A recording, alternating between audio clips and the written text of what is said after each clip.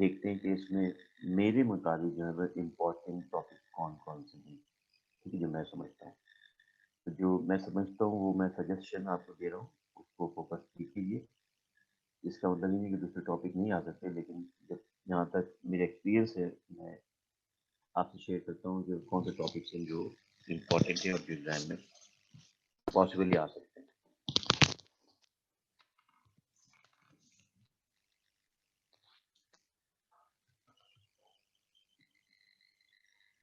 تو ایک تو سب سے پہلے آپ یہ مارک کر لیجیے، یہ پہلا سوال جو ہے what is enlightenment a critical perspective.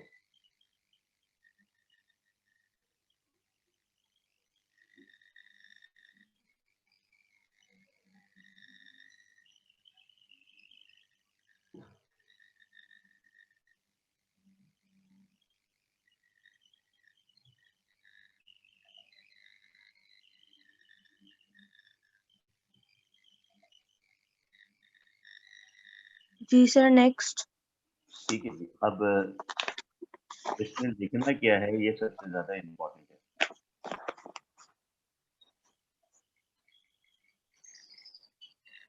جب ہم کہتے ہیں کہ واٹ از انلائٹنمنٹ، تو جو چیز آپ کو فوکس کرنی ہے اس کے اندر، وہ آپ کو فوکس کرنی ہے کہ کانٹ کا جو آرٹیکل ہے واٹ از انلائٹنمنٹ، وہ آپ کو کرنا ہے فوکس اس کے اندر، ٹھیک ہے۔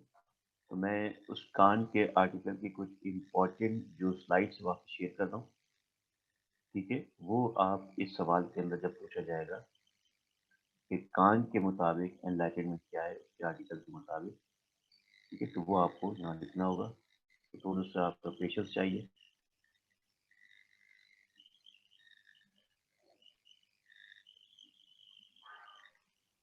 میں صرف کانٹ کے بارے میں لکھنا ہوگا کیونکہ ہیومنزم کے ذریعے بھی انلائٹمنٹ ہوئی تھی، تو اگر آگے مینشن نہیں ہے تو ہم کس طرح آئیڈینٹیفائی کریں گے کہ یہ کس کا ہے؟ جی، آپ کو صرف کانٹ کے ہی لکھنا ہے، تھوڑا سا انٹروڈکشن دینا ہے کہ کیا ہوتا ہے یہ، اور اس کے بعد آپ کو بتانا ہے کانٹ کا پرسپیکٹو، ٹھیک ہے، کیونکہ اوکے سر، یہ جو کریٹیکل پرسپیکٹو ہے کانٹ کے حوالے سے ہی ہے، ٹھیک ہے سر۔ ورنہ انلائٹمنٹ تحریک تو بہت بڑی ہے، آپ اس میں چیزوں کو دیکھ نہیں سکتے۔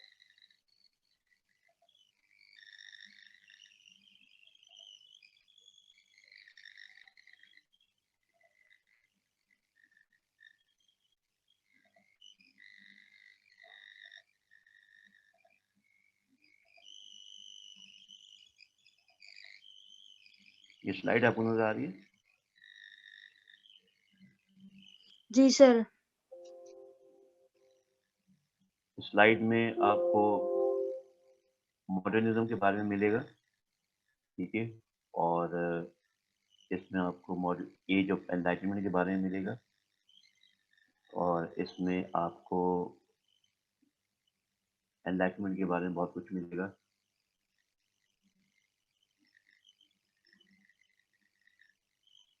اور اس میں جو کانٹ کا آرٹیکل ہے واٹ از انلائٹنمنٹ، اس کی آپ کو مین پوائنٹ ملیں گے، ٹھیک ہے۔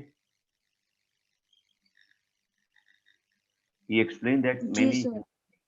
many human beings had finally reached a state of intellectual maturity، ٹھیک ہے، وہ اپنے آرٹیکل میں یہ بتاتا ہے کہ بہت سے انسان جو ہیں وہ انٹلیکچوئل میچورٹی تک پہنچ چکے ہیں، یعنی سمجھدار ہو چکے ہیں اور انلائٹنڈ ہو چکے ہیں، تو بہت سے ایسے ہیں جو انلائٹنڈ نہیں ہوئے۔ جو لوگ انلائٹنڈ ہو چکے ہیں یا ہو رہے ہیں، وہ دنیا کو خود اپنی مدد آپ سمجھتے ہیں، نہ کہ کسی اور پر ڈپینڈ کرتے، ٹھیک ہے، اس کو آپ پڑھیے گا تو اس سائڈ تو بن جائے گی۔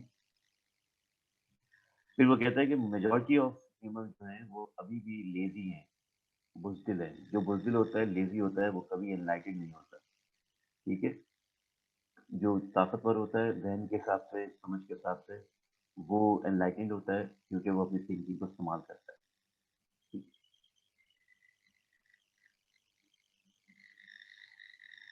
کان کہتے ہیں کہ enlightenment it means leaving his self cause immaturity, یعنی انلائٹنمنٹ کا مطلب ہے کہ اپنی خود پیدا کردہ جو ان نیچورٹی ہے اس کو ختم کرے۔ امیچورٹی ہوتی ہے لیزینس کو، انمیچورٹی ہوتی ہے بزدلی کو۔ جب انسان इंसान अपने अंदर से लेजीनेस ख़त्म करता है, पसली ख़त्म करता है, तो वो एनलाइटेंड हो जाता है और चीज़ों को समझने लगता है।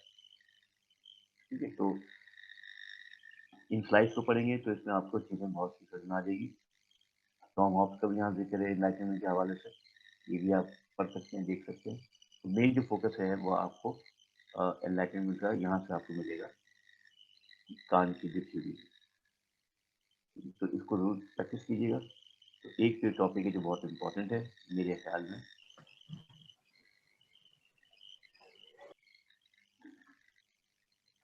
तो दूसरा टॉपिक है difference between classical and dark as.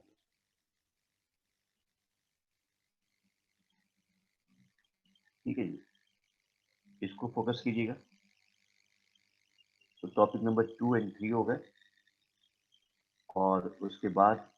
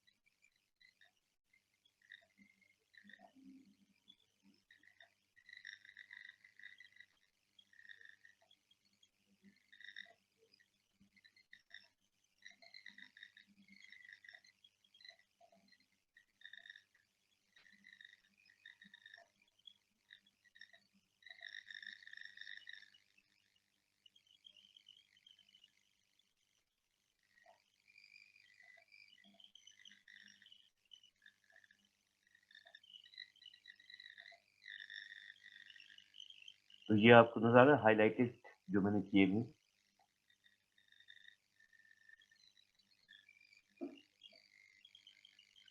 Ji sir. इनकी आपको जबरदस्त तैयारी करनी है। ठीक है, और इसके अलावा जो हमारे पास है वो हैं ये फिलोसफर्स।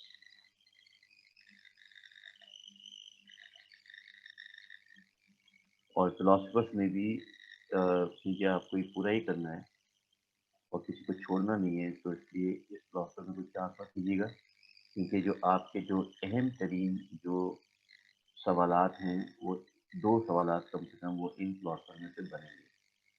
ठीक है, आज की क्लास में आपको जो कुछ भी इन तमाम चीज़ों के बारे में पूछना है वो एक-एक करके आप पूछ सकते हैं।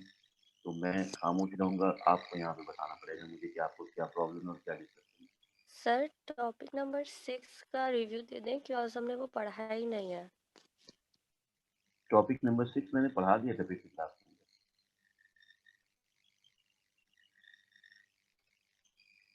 आपकी पिछली नहीं क्लास सर, नहीं सर, टॉपिक नंबर 6 नहीं पढ़ा हुआ। पिछली क्लास में नहीं पढ़ा हमने? नहीं सर, पिछली क्लास में हमने नॉलेज एंड वो पढ़ा था, फ्रीडम पढ़ा था, फिर लिबर्टी एंड कॉमर्स पढ़ा था। अच्छा ठीक है, अभी मैं आपको ये समझा देता हूँ, अगर मैंने शायद पिछली क्लास में पढ़ाया हो।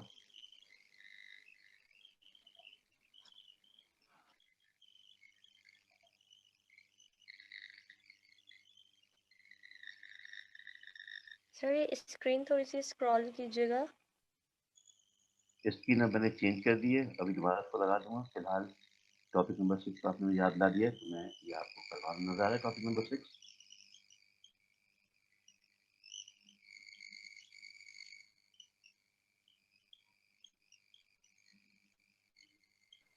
सर स्क्रीन ब्लैंक आ रही है।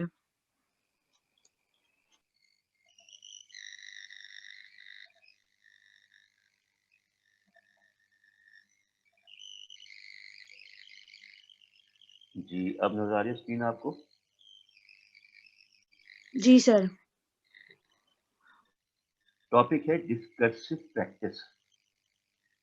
ठीक है, और ये जो डिस्कर्सिव प्रैक्टिस है इसका आइडिया है वो हमने हासिल किया है, एक फिलॉसफी है जिसको हम कहते हैं पोस्ट स्ट्रक्चरलिज्म। आपको भी एग्जाम में इसी तरह लिखना है, ये नहीं कि आप ये परेशान हो जाएंगे पोस्ट स्ट्रक्चरलिज्म का कैसे ध्यान करेंगे। तो आपको यहाँ शुरू करना है कि डिस्कसिव प्रैक्टिस एक ऐसा आइडिया جو کہ ہم نے لیا ہے پوسٹ اسٹرکچرزم کے تھاٹ سے یا فلاسفی سے. ہوتی کیا ڈسکرسو پریکٹس اس کو ہم دیکھتے ہیں. ڈسکورس یا ڈسکرسو پریکٹس کو ہم اگر ہم دھیان کریں تو سب سے پہلے یاد رکھیں کہ جب ہم یہ جو سائٹ آپ دیکھ رہے ہیں یہاں لکھا ہے when a discourse is acted on. Discourse کہتے ہیں گفتگو، بات چیت، کمیونیکیشن. ٹھیک ہے، جب کسی بات پر عمل کیا جائے، یعنی گفتگو کو جب عمل میں ڈال دیا جائے. بات سمجھ میں آ رہی ہے آپ کو کہ جب روزمرہ کی گفتگو عمل میں تبدیل ہو جائے تو آہستہ آہستہ وہ جو گفتگو ہے اور وہ جو عمل ہے وہ پورے کلچر میں سرایت کر جاتا ہے یا پھیل جاتا ہے. اور جب کوئی بھی ایسی گفتگو جو عمل میں تبدیل ہو جائے اور کلچر کا حصہ بن جائے اور کلچر میں پھیل جائے تو ایسی پریکٹس کو ہم کہتے ہیں ڈسکرسو پریکٹس. دوبارہ سن لیجیے، جب بھی کوئی گفتگو عمل میں تبدیل ہو جائے اور پھر پورے کلچر میں پھیل جائے، رائٹ، پورے کلچر میں سرایت کر جائے تو ایسے آئیڈیا کو ہم کہتے ہیں، ایسی پریکٹس کو ہم کہتے ہیں ڈسکرسو پریکٹس. یہاں تک بات کلیئر ہے؟ بالکل. 2-3 جملوں کو یاد رکھیے گا. یہ گفتگو جب عمل میں تبدیل ہو جائے اور پھر پورے کلچر میں وہ عمل پھیل جائے تو اس پریکٹس کو ہم کہتے ہیں ڈسکرسو پریکٹس. ٹھیک ہے. ایک پریکٹس کی مثال میں آپ سے یہاں شیئر کر رہا ہوں. Greeting men and women is different in different culture. Greeting کہتے ہیں سلام کرنا، ہاتھ ملانا. ٹھیک ہے. دیکھیں، جب کوئی کہتا ہے کہ السلام علیکم تو السلام علیکم کہتے ہی ایک ایکشن بھی ڈیولپ ہو سکتا ہے. یعنی میں اگر مرزا صاحب سے ملوں، وہ سامنے کھڑے ہوں تو میں کہوں السلام علیکم، تو یہ السلام علیکم کہتے ہی میرا ہاتھ جو ہے آگے بڑھ جائے گا اور میں ان سے ہاتھ ملاؤں گا. ایسا ہی ہے. یا اگر وہ مجھے السلام علیکم کہتے ہیں تو السلام علیکم کہتے ہی وہ اپنا ہاتھ آگے بڑھا دیتے ہیں اور میں ان سے ہینڈ شیک کرتا ہوں. رائٹ. تو السلام علیکم کا عمل جب مردوں میں دیکھا جائے گا پاکستان کے اندر تو مردوں میں یہ ہوگا کہ جیسے ہی کوئی السلام علیکم کہے گا اگر سامنے موجود ہے تو وہ اپنا ہاتھ بھی بڑھائے گا اور یوں آہستہ آہستہ یہ پریکٹس کلچر کا حصہ بن گئی. حالانکہ ضروری نہیں کہ السلام علیکم کرنے کے بعد ہاتھ بھی ملایا جائے، ضروری تو نہیں ہے، لیکن یہ پریکٹس کا حصہ بن گئی. رائٹ. لیکن اگر یہی بات میں کسی خاتون سے کہوں السلام علیکم تو میں اپنا ہاتھ آگے نہیں بڑھاتا، کیونکہ ہمارے کلچر میں جو خواتین سے ہاتھ ملانا جو ہے وہ مایوب سمجھا جاتا ہے. لیکن ہمارے کلچر کے اندر ایسی پریکٹس نہیں ہوتی. تو جب ہم گفتگو کو عمل میں تبدیل کرتے ہیں اور عمل سے وہ کلچر میں پھیل جاتی ہے تو ایسی پریکٹس کو ہم کہتے ہیں ڈسکرسو پریکٹس. یہ جو ڈسکرسو پریکٹس ہے یہ کلچر ٹو کلچر ویری کرتی ہے. ٹھیک ہے. لیکن ہم یہ دیکھتے ہیں کہ اگر آپ امریکہ میں ہوں اور آپ کہتے ہیں گڈ مارننگ، گڈ ایوننگ اور ہیلو یا ہائے، تو جب آپ یہ کہتے ہیں تو سامنے والا آپ سے ہاتھ ملانے کے لیے اپنا ہاتھ آگے بڑھا دیتا ہے. And it doesn't make any difference کہ سامنے والا جو ہے وہ خواتین یا مرد ہے. آپ بھی اگر اس کلچر میں جائیں گے تو آپ کو یہ پریکٹس کرنی پڑے گی اور کرتے ہیں لوگ. ایون یہاں پہ بھی کالج یونیورسٹیز کے اندر میں پچھلے 20 سال سے پڑھا رہا ہوں کہ ینگ بوائز اینڈ گرلز جو ہیں when they come to the college in the morning so they can handshake. And it is a friendly hand shake. اور یہ جو ہاتھ ملانے کا جو پریکٹس ہے یہ بھی دیکھی جا سکتی ہے. تو ہر جگہ کا گریٹنگ کا اسٹائل ایک جگہ سے دوسری جگہ سے مختلف ہے. سعودی عرب کے اندر جب دو لوگ آپس میں ملتے ہیں اور کہتے ہیں کہ السلام علیکم تو وہ ہاتھ نہیں ملاتے، گلے ملتے ہیں اور گالوں پہ کس کرتے ہیں، جس کو ہم ہگنگ کہتے ہیں. تو وہ پریکٹس سعودی عرب کے اندر موجود ہے، پاکستان میں نہیں ہے. I getting my point? آپ سب کو بات سمجھ میں آ رہی ہے؟ آپ جی سر. ٹھیک ہے نا. تو اس کو ہم کہتے ہیں ڈسکرسو پریکٹس. یعنی گفتگو جب عمل میں بدل جائے اور عمل جب کلچر کا حصہ بن جائے تو اس کو ہم ایک ایسی پریکٹس کرتے ہیں جس کو ہم کہتے ہیں ڈسکشن پریکٹس، اور اس کی ایک سمپل سی مثال آپ کے سامنے میں نے ابھی شیئر کی.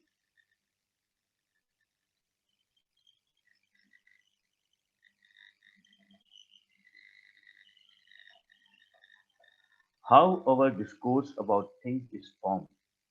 اب سوال یہ ہے کہ جو گفتگو ہے، یہ جو اس طرح کی پریکٹس ہے، یہ کیسے بنتی ہے، کیسے یہ سامنے آتی ہے؟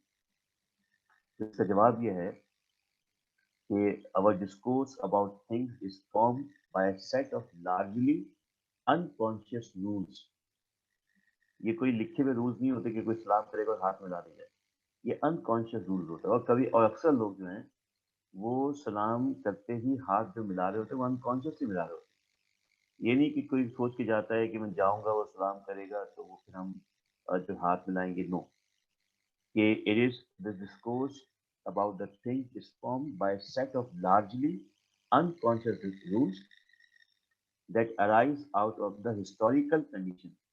ٹھیک ہے، اور وہ پیدا کہاں سے ہوتی ہیں؟ وہ کبھی بھی کہیں سے بھی پیدا ہو جاتی ہیں. ایسی پریکٹسز کبھی بھی ڈیولپ ہو جاتی ہیں in which we find ourselves. یعنی جس کلچر میں آپ رہ رہے ہوں، جس ہسٹری میں آپ رہ رہے ہوں، جس کنڈیشن میں آپ ہوں، اسی کنڈیشن سے ایسی پریکٹسز کریٹ ہوتی ہیں. سو دے آر انکانشیس پریکٹسز.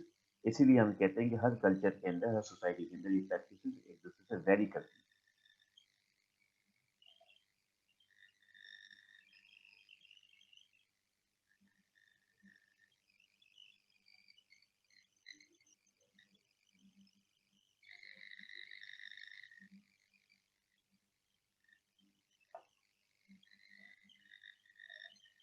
ٹھیک ہے جی، از دیٹ کلیئر؟ تو discourse mean the way in which we talk and think about things. تو ڈسکورس کا مطلب ہے کہ ہم کیسے بات کرتے ہیں، کیسے سوچتے ہیں، اور کیسے اس ڈسکورس کو پریکٹیکل لائف کا حصہ بناتے ہیں.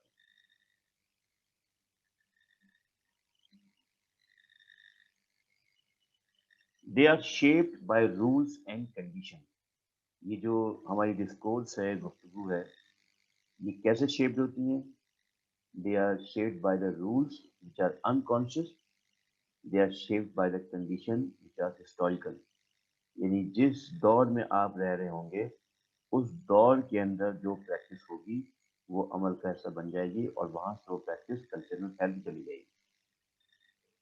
میں نے شاید پہلے بھی آپ سے اس بات کا ذکر کیا تھا، یہ بھی کر رہا ہوں کہ اس کی ایک مثال میں آپ کو دوں کہ کئی سو سال پہلے لوگ جو ہیں وہ جب کسی سے ملتے تو دور سے ہی ہاتھ اٹھا کے اپنی خیریت کا بتاتے. یعنی اتنا فاصلہ ہوتا ہے کہ 5-10 فٹ کا، کہ جب دو لوگ آپس میں مل رہے ہوتے تو وہ 5-10 فٹ کے فاصلے پہ کھڑے ہو جاتے، اور پھر اپنے ایک ہاتھ کو، سیدھے ہاتھ کو اوپر کر کے ہاتھ ہلا کے بتاتے کہ کیا حال ہے، یا السلام علیکم، یا وغیرہ وغیرہ.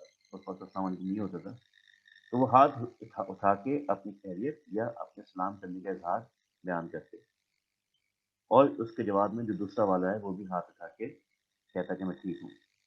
اب سوال یہ کہ کیوں اتنا فاصلہ، اور سوال یہ ہے کہ کیوں اتنی دور سے، اور کیوں ہاتھ ہی اٹھا کے؟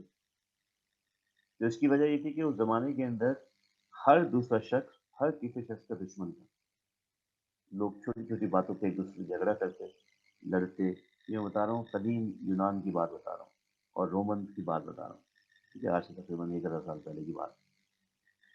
تو ہر قبیلے کے ہر انسان جو ایک دوسرے کا دشمن تھا، اور سب جو ہے اپنے پاس کوئی نہ کوئی ہتھیار رکھتے تھے کہ کب کوئی کسی پر حملہ آور ہو جائے، اور چاہے وہ جاننے والا ہو، دوست ہو، باب ہو، تو سب کے کوئی نہ کوئی مسائل ہوتے تھے. سب اپنے پاس جو ہے وہ چھپا کے کوئی چھری، کوئی خنجر، یا کوئی ایسا ہتھیار رکھتے تھے کہ اگر کوئی حملہ آور ہو جائے تو وہ اس کو ماریں یا اپنا ڈیفینڈ کریں. تو اب جب ہاتھ اٹھا کے سلام کرتے تھے تو ان کا مطلب یہ ہوتا تھا کہ دیکھو میرے ہاتھ خالی ہیں، اور میں جو ہوں بالکل کسی بھی ہتھیار کے بغیر ہوں. اور دوسرا ہاتھ شخص جو ہے وہ بھی پھر اپنا ہاتھ اٹھا کے کہتا تھا کہ دیکھو میرے بھی ہاتھ خالی ہیں اور میں بھی ہتھیار کے بغیر ہوں. تو پھر وہ قریب آ کے بات کہتا ہے، اور یوں ہاتھ اٹھا کے سلام کرنے کی روایت جو ہے وہ شروع ہو گئی. صحیح. تو جو انکانشیس رولز ہیں، اور جو انکانشیس اور جو ہسٹوریکل کنڈیشن ہے، وہاں سے ڈسکورس پریکٹس پیدا ہوتی ہے.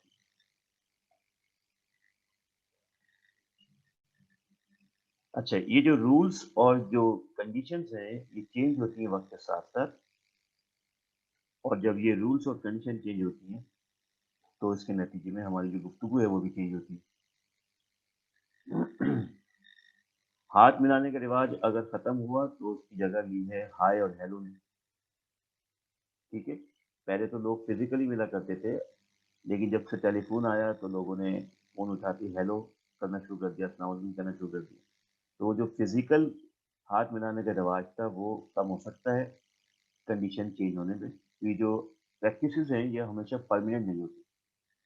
ٹھیک ہے، جو پریکٹسز ہیں وہ ہمیشہ ایک جیسی نہیں رہتی، اور ہر جگہ ہر سوسائٹی کے اندر مختلف طریقوں سے سلام کیا جاتا ہے. ٹھیک ہے جی، تو یہ ایک چھوٹا سا ٹاپک تھا جو میں نے آپ کو بتایا ایگزامپل کے ساتھ. امید ہے کہ آپ کو سمجھ میں آ گیا ہوگا. اچھا، آپ نے یاد لا دیا کہ میں نے آپ کو یہ کروا بھی دیا. کوئی سوال کرنا چاہے، کوئی مثال کوئی ایڈ کرنا چاہے.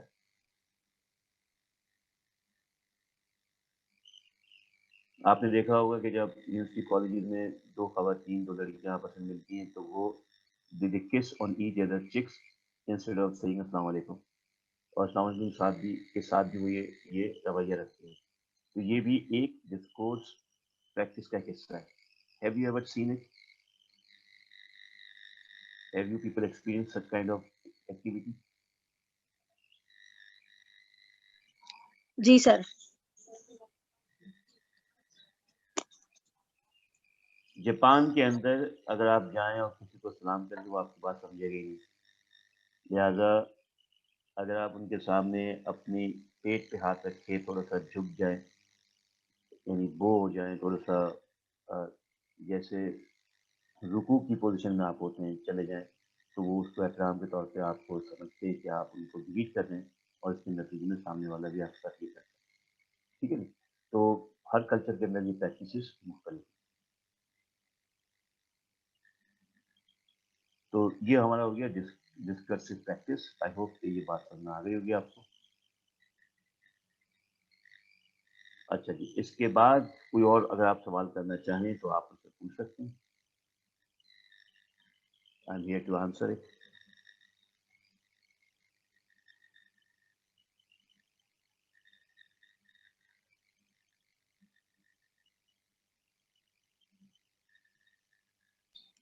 سر ماڈرنزم کا ایک بار ریویو دے دیں گے؟ جی بالکل دے دیتے ہیں. بیٹھے ہیں ہم یہاں پہ ریویو دینے کے لیے بالکل. تو ماڈرنزم کا ریویو آپ کو یہاں ہم نے دیا. یہ سلائڈ شیئر کی، سلائڈ سامنے آ گئی، اور یہ ہم پیچھے چلے گئے.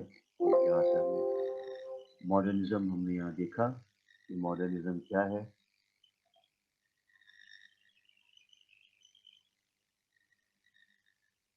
کون سی آپ شیزا اب پریشان نہ ہو، یہ جو سلائڈ ہے جس کا سے پریکٹس کی میں ابھی بھیج دوں گا، تو آپ آرام سے اس میں نوٹ کر لیجیے گا. ابھی سے فوکس کریں جو میں کہہ رہا ہوں، تاکہ ایک وقت میں ایک آپ کا فوکس ہے، پریشان نہ ہو. یہ سلائڈ میں ابھی تھوڑی دیر میں شیئر کر دوں گا. ٹھیک ہے جی، ضرور وری. ماڈرنزم کو اگر ہم ڈسکس کریں تو modern period of philosophy begin in the 17th century. ٹھیک ہے جی، 17ویں صدی کے اندر جو دور شروع ہوا اس کو ہم کہتے ہیں ماڈرن پیریڈ. اور ماڈرن پیریڈ جو ہے وہ اس میں جن جن فلاسفر کی کنٹریبیوشن ہے ان کے نام یہاں پر آپ کو لکھے ہوئے ہیں. ان میں سے کچھ فلاسفر آپ نے پڑھے ہوئے بھی ہیں. ٹھیک ہے، سو the philosophy or the period that starts in 17th century is actually known as the period of modernism.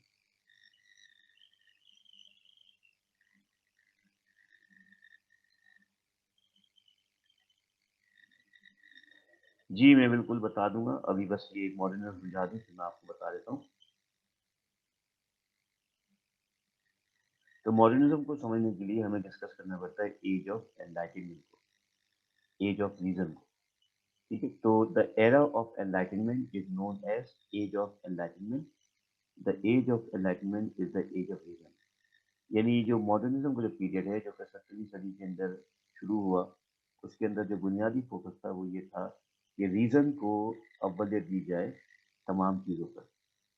عقل کو रैशनैलिटी को, आर्गुमेंट को, रीजन को अव्वलियत दी जाए, प्रायोरिटी दी जाए तमाम चीज़ों पर। अकल को जज्बात पर प्रायोरिटी दी जाए, अकल को अहमियत दी जाए तमाम चीज़ों पर और टॉप पर रखा जाए। वजह उसकी क्या थी कि उनका कहना यह था कि रीजनिंग को discover truth about the world, religion and politics.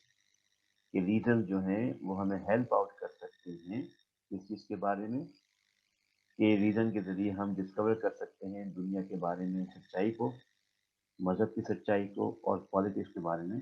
तो रीज़न ही वो चीज़ है जो हमें इन सच्चाई तक लेके जाता है। रीज़न के ज़रिए हम इन चीज़ों की सच्चाई को जान सकते हैं। Second point, reasons human lives can be improved. दूसरी बात यह है कि रीजन के ज़रिए जो इंसान की ज़िंदगी है वो इम्प्रूव हो सकती है और होती है। जब आप अपनी हर चीज़ों में रीज़न इस्तेमाल करेंगे तो आपको नुकसान कम होगा और फ़ायदा ज़्यादा होगा। Testing and rational analysis was necessary to जज विजडम। जो मॉडर्निस्ट है उनका कहना यह था कि किसी भी इंसान की अकल और समझ को साबित करने के लिए, जज करने के लिए जो क्राइटेरिया है वो है कि उसकी विजडम को टेस्ट किया जाए और उसकी विजडम का रैशनल एनालिसिस की जाए। अगर उसकी विजडम यानी उसकी अकल, उसकी समझ, उसकी नॉलेज जो है वो टेस्टिंग पर और रैशनल एनालिसिस पर पूरी उतरती है तो फिर हम उस शख्स को कहेंगे कि हाँ वो एक वाइस इंसान है, एक समझदार इंसान है। और अगर वो शख्स जो है वो उस टेस्ट में फेल हो जाता है और रैशनल एनालिसिस में कामयाब नहीं होता तो हम उसको अक्लमंद इंसान नहीं कहते। मॉडर्निज्म ये बताता है कि रीजन आपको बताता है कि रिलीजियस टॉलरेंस होनी चाहिए, यानी मजहबी जो है वो बर्दाश्त होनी चाहिए, लिहाजा सबको अपने मजहब पर अमल करने की मुकम्मल इजाज़त है और किसी को हक नहीं है किसी के मजहब के अंदर इंटरफेयर करें। Individual should be free from collision in their personal life.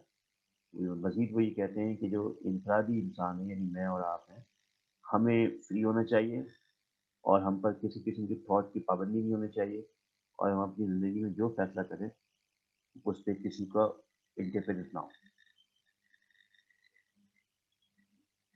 जो अर्ली मॉडर्न फिलोसफर्स थे, ठीक है, उन्होंने क्या किया, उन्होंने ये किया, जो मॉडर्निस्ट थे, दे हैव एक्चुअली उन्होंने अपने आप को सबसे पहले अलग किया जो क्रिश्चियन की डॉक्ट्राइन है और मज़हब से, और उन्होंने कहा कि मज़हब एक अलग चीज़ है और बाकी तमाम चीज़ें अलग हैं। तो उन्होंने अपनी ज़िंदगी से पहले मज़हब को अलग किया और उसके बाद उन्होंने कहा कि दुनिया की जो एक्सप्लेनेशन है, ये जो फिजिकल वर्ल्ड को हम साइंटिफिक तरीके से जान सकते हैं और साइंटिफिक तरीके से जानने का मतलब ये होता है कि साइंस के अंदर रीजन्स होते हैं, प्रैक्टिकल होता है, एक्सपेरिमेंट होता है। इन चीज़ों के ज़रिए हम इस दुनिया को जान सकते हैं। देयरफॉर जो अर्ली मॉडर्न थिंकर्स हैं उन्होंने अपनी ज़िंदगी से जब भी उन्होंने इस दुनिया को जानने की कोशिश की तो कुछ देर के लिए मज़हब को अलग कर दिया और साइंस और साइंटिफिक तरीके से इस दुनिया को जानने की कोशिश की, जिसमें एक्सपेरिमेंट होते हैं, जिसके अंदर ऑब्जर्वेशन होती है, जिसके अंदर टेस्टिंग होती है, जिसके अंदर तमाम टेक्निकल प्रोसेस होते हैं, तो फिर आप दुनिया के बारे में सही नॉलेज हासिल कर सकते हैं। एनलाइटमेंट थिंकर्स वर एंटी ट्रेडिशनलिस्ट। मैं आपको बता चुका हूँ कि जो एनलाइटमेंट थिंकर्स थे वो हमेशा रिवायत के खिलाफ काम करते थे और कहते थे कि जो रिवायत पर काम करता है वो अपनी अकल पर काम नहीं करता और जो वो नुकसान उठाता है। ठीक है, ये पॉइंट में मैं आपको ऑलरेडी बता चुका हूँ लिख चुके आप, तो इसके टाइम हम वेस्ट नहीं करते। This is only the summary I wanted to give to you.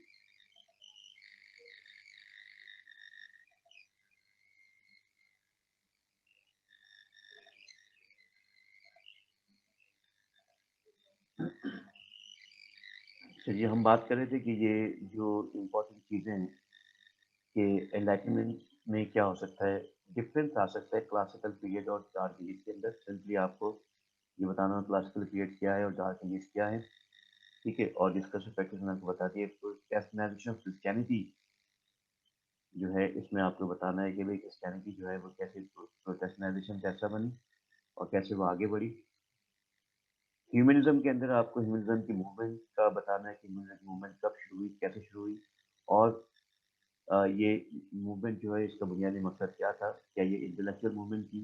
Yes, humanism की जो मूवमेंट थी उसके अंदर जो बेसिक फोकस था वो ये था कि कैसे इंसान को जो है वो इल्म की तरफ लेके आया जाए, तो इसमें नए करिकुलम, नए सिलेबस बनाए गए और बुनियादी मकसद का ये था कि जो लोग पढ़ना नहीं चाहते थे, जो अमीर तरीन लोग थे, उनके बच्चों को पढ़ाया जाए।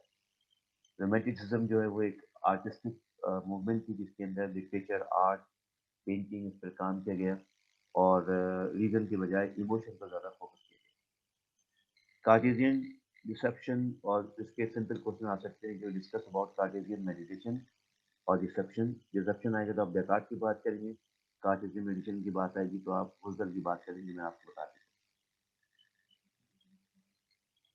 लेकिन जो सबसे अहम तरीन चीज़ है वो ये फिलोसफर्स हैं, ठीक है। ये 3 फिलोसफर्स याद रखें कि ये बहुत इंपॉर्टेंट है, प्लेटो, एरिस्टोटल एंड सोक्रेटिस, ठीक है। इसके बारे में मैंने आपको क्लास में लिखाया भी था और डिस्कशन भी काफ़ी की थी। इन तीनों को तो आप समझ लें कि प्लेटो की एलिगरी ऑफ केव आपको याद होनी चाहिए और एलिगरी ऑफ केव सबसे इंपॉर्टेंट चीज़ है। उसी एलिगरी ऑफ केव के साथ वर्ल्ड ऑफ आइडियाज़ है, वो आपको पता होनी चाहिए। एरिस्टोटल की हमने बात की थी और एरिस्टोटल की जब हमने बात की थी वो हमने ट्रू हैप्पीनेस की बात की थी, एरिस्टोटल के नज़दीक हैप्पीनेस क्या होती है और यूडाइमोनिया हमने क्लास में बात की थी। तो कोशिश करें कि इसको इतना लिख लें कि बात क्लियर हो जाए, बहुत ज़्यादा भी मत लिखें, बहुत कम मत लिखें, इतना लिखें कि आपका जो सवाल है उसका जवाब कंप्लीट हो जाए। तो बस इसको पढ़ना शुरू करें आप और मैं देखता हूँ कि मेरे पास कुछ क्वेश्चन कहीं लिखे हुए होते हैं तो मैं आपसे शेयर करता हूँ और फिर आप अपने तमाम दोस्तों को शेयर कर लें। सर बस क्वेश्चंस का आइडिया मिल जाए तो बहुत अच्छा होगा, क्योंकि फिर असल में हमें क्वेश्चन के हिसाब से थोड़ा देखना पड़ता है। अभी न्यू बिल्कुल है, मतलब इसको अंडरस्टैंड करने में थोड़ी प्रॉब्लम होती है कि मतलब ऑन द स्पॉट आंसर्स हम लोग नहीं बना पाते हैं, तो इसलिए थोड़ा बहुत आइडिया चाहिए था कि क्वेश्चन को अंडरस्टैंड करके किस तरीके से इसका आइडिया जो है या फिर इसका आंसर जनरेट करें हम लोग। पहले मुझे 1-2 दिन दीजिए, मैं खुद कुछ क्वेश्चन बनाता हूँ फिर आपको देता हूँ, तो उस पर आप प्रैक्टिस कीजिए। क्या ख्याल है, ठीक है ना? जी sir, thank you so much. जी जी बिल्कुल। राइट, तो ये सर है। कोशिश कीजिएगा, एक रिक्वेस्ट है कि जो भी आपने इम्पोर्टेंट टॉपिक्स मतलब जो आपको इम्पोर्टेंट लग रहे हैं वो उन सबके सारे मिल जाएं क्वेश्चंस, तो बहुत अच्छा होगा हमारे लिए। देखिए मैं तो कोशिश कर दूंगा, लेकिन ये मत डिपेंड कीजिएगा कि जो मैंने बताया है वही इंपॉर्टेंट है। अगर कोई और दूसरा सवाल आ जाए आपने नहीं पढ़ा तो आपके लिए नुकसान होगा। तो मैं तो अपनी तरफ से इंपॉर्टेंट बता रहा हूँ, लेकिन आपकी कोशिश की किसी टॉपिक को छोड़िएगा नहीं। जी जी सर, वैसे मैंने जो कहा है कि जो आपने हाइलाइट्स किया ना तो उनको थोड़ा एक्स्ट्रा फोकस कर लेंगे, करेंगे सब कुछ, लेकिन जो आपने ठीक है, हाईलाइट कर दिया उनको जरा ज्यादा देख लेंगे। बिल्कुल ठीक है, चलिए इसको आप करें इंशाल्लाह। तो और कुछ पूछना है किसी को तो पूछ सकते हैं।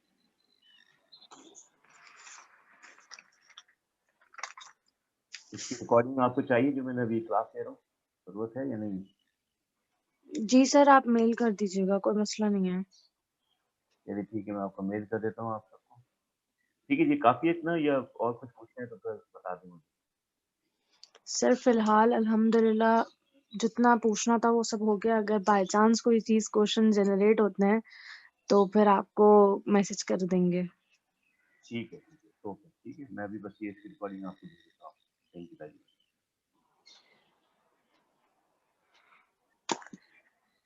अल्लाह हाफ़िज़। अल्लाह